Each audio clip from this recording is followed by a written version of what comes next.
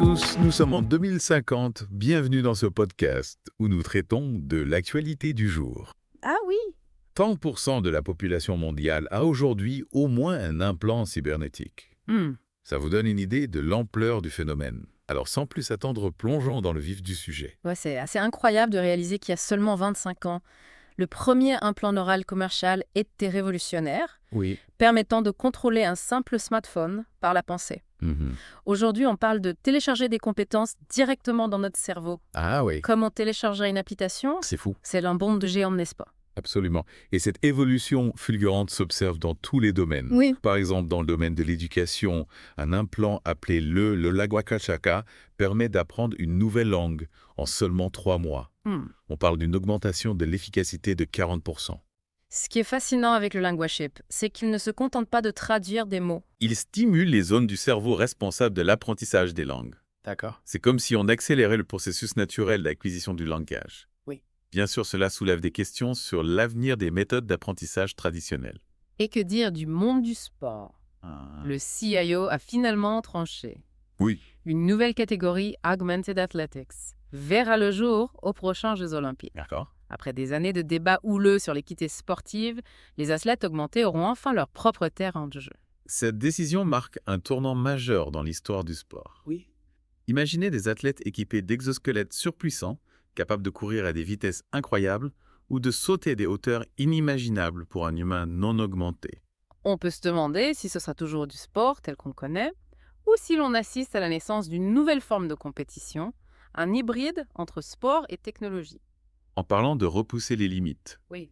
on a assisté au premier mariage entre 2 cyborgs dans l'espace. Sarah Shen et Mareko Rodriguez, équipés d'implants leur permettant de survivre en dehors de l'atmosphère terrestre. Incroyable, se sont dit oui à bord de la station New Horizons. C'est une histoire touchante qui nous rappelle que l'amour n'a pas de frontières, même dans l'immensité de l'espace. Oui. Cependant, on peut se demander si les contraintes de la vie dans l'espace, la dépendance à la technologie et l'isolement ne mettent pas à l'épreuve les relations de manière unique. Absolument. Et en parlant d'adaptation, saviez-vous que la dernière génération d'yeux bioniques permet de voir dans l'infrarouge et l'ultraviolet? C'est à peine croyable. Oui. Quelles sont les implications concrètes d'une telle technologie? Eh bien, pensez aux secouristes, par exemple. Ils peuvent désormais détecter la chaleur corporelle à travers les murs lors d'un effondrement, Ah oui. ce qui augmente considérablement les chances de retrouver des survivants. C'est une avancée majeure, sans aucun doute.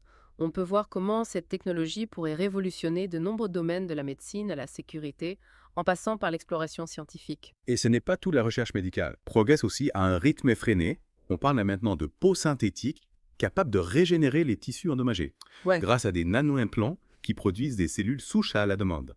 Ah oui, j'ai entendu parler de ça. C'est comme si on avait un kit de réparation intégré à même la peau. Exactement. Plus besoin de greffe complexe, ni de longs délais de guérison. On pourrait potentiellement réparer un organe endommagé en quelques jours seulement. Mais attention, il ne faut pas oublier les aspects psychologiques de ces avancées. Le syndrome du membre fantôme inversé, par exemple, est un nouveau phénomène qui touche certains cyborgs.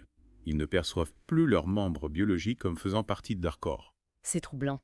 On pourrait penser que l'intégration de la technologie dans notre corps nous rapprocherait de notre physicalité, mais dans ce cas, c'est le contraire qui se produit.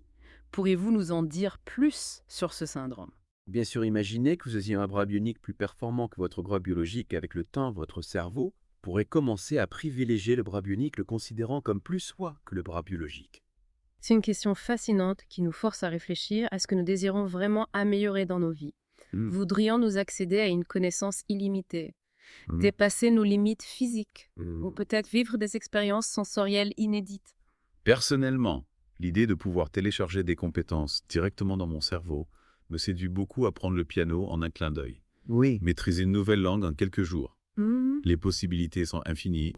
L'attrait de la connaissance instantanée est indéniable. Cependant, je me demande si l'effort, le temps et la persévérance que nous investissons dans l'apprentissage traditionnel Oui. ne font pas partie intégrante de l'expérience humaine.